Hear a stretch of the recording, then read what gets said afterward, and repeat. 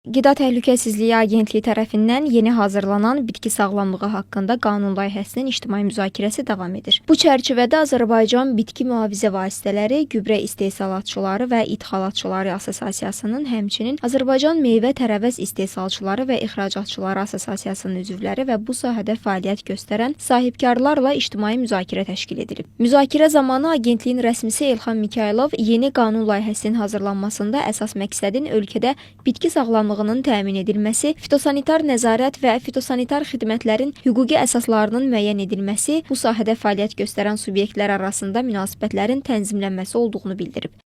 Sahibkarlar tərəfindən maraqlı təkliflər bildirildi. Qanun layihəsində nəzərdə tutulan yeniliklər, sahibkarlar üçün aparılan, sahibkarların xeyrinə həyata keçirilən islahatlar haqqında ətraflı məlumatlar verildi və eyni müzakirələri biz bitkicilik sektorunda olan digər assosiasiyalarla da müzakirə etməyi düşünürük. Həm dövlət qurumlarının rəyləri, həm assosiasiyaların təklifləri əsasında qanun layihəsinə müvafiq dəyişikliklər edilərək yenidən aidiyyatı tərəflərə təqdim olunacaq.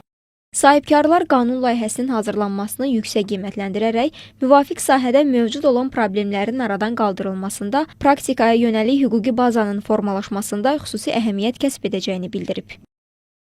Yani bugün biz sahipkarlar olarak devletten talebimiz olan bazı hususlar konusunda yeni kanun layihesi çerçevesinde görüşler geçirildi. Burada bizim özellikle hem ithalcı hem de istihsalcı grubun temsilen bazı konulara değindik. Pestisitlerin ve gübrelerin saklanılması şeraitleriyle bağlı informasyalar verildi. Biz de o konuda kendi görüşlerimizi akta numayendelerine aktardık. Sağ olsunlar o konuda da bizim görüşlerimizi değerlendirdiklerini bildirdiler.